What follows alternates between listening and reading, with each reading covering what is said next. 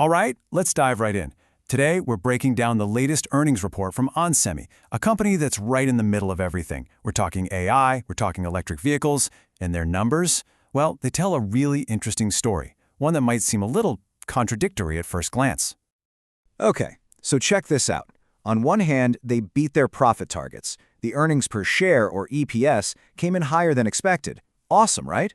But on the other hand, their total revenue, the top-line number, actually missed the mark, just slightly. So how does that even happen? How can you possibly make more profit while bringing in less money? That's the big puzzle we're going to solve today. So yeah, we're looking at what you might call a mixed report card. But this isn't random. This is all part of a very specific game plan. It's a story about a company that's figuring out how to thrive in a pretty tough market, not by just selling more stuff, but by selling the right stuff. So back to our big question. How is this even possible? Well, it all comes down to something that sounds boring but is actually super important. Incredible financial discipline. See, they're not just trying to sell as many chips as they can. No, they're focusing on the premium stuff, the products that bring in a bigger profit for every single one they sell. It's like they're squeezing more juice out of every orange, even if they have slightly fewer oranges to start with. And to really get what's going on with onsemi, we have to look past those big headline numbers. We got to dig a little deeper. The real story, the sign of a truly strong company, is all about the cash. And you don't have to take my word for it. Just listen to what their CFO, Thad Trent, is saying. He's not bragging about revenue. No, he's pointing to their record free cash flow. And what is that? Think of it as the actual cash left over after running the business. It's the lifeblood. It's what lets them invest in the future, grow the company, and, pay back the people who own the stock. 24%. I mean, just let that number sink in for a second. That means for every single dollar that came in the door in 2025, almost a quarter, 24 cents, was pure, usable cash. That's not just good, that is incredibly efficient. It's the hallmark of a really healthy, well-run company. So what do you do with all that cash?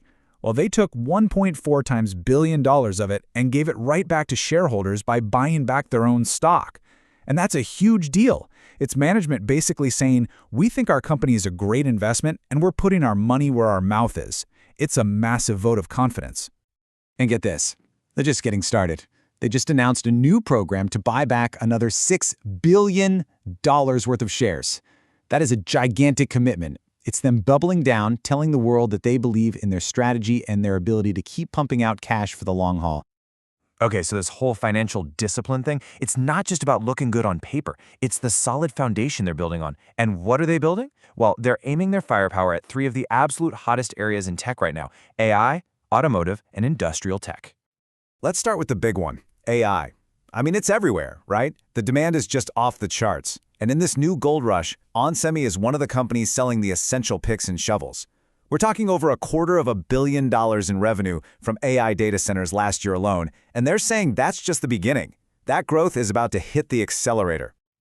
But what do they actually do for AI? To get it, you have to think about something called the power tree. Imagine all the electricity needed for an AI data center. onsemi isn't just making one little light bulb. No, they're providing the critical components for the entire electrical system, from the moment power comes in from the grid all the way down to the tiny, powerful AI processor itself. They are literally the plumbing that makes the whole thing work. And it's not just about AI. This same intelligent power strategy is crucial in other huge areas. We're talking about electric cars, the advanced safety systems that keep you from crashing, even the robots in super advanced factories. They're also in things like those continuous glucose monitors for diabetics. Their tech is quietly becoming essential to, well, pretty much everything that's shaping our future. So what's their secret sauce? How are they pulling this off in so many demanding fields? A huge part of the answer is a next-generation material called gallium nitride, or GaN for short. Think of it like this. For decades, everything's been built on silicon. GaN is like silicon's superpowered cousin. It lets you make electronics that are way smaller, way faster, and waste a whole lot less energy. And here's the kicker. They're making their own special version of this GaN technology. This gives them a massive advantage. So for an AI data center, it means you can pack in more computing power without overheating. For your electric car, it means you can charge it faster and drive further on that charge. For solar power, it means you squeeze more electricity out of every ray of sun. This stuff is an absolute game changer no matter which market you look at. Okay, so we've covered the smart money management, and we've seen the high-tech growth engines, so where does that leave us? Let's talk about the future. What are they promising for the next few months? And more importantly, what's the big picture? All right, so here's their official guidance for the next quarter. The numbers look pretty solid, but the really important thing to see here is buried in that revenue number. If they hit the middle of that range, it means they'll be back to growing year over year. That's a huge signal. It's them basically saying, okay, the tough times are over and we're officially on the upswing again.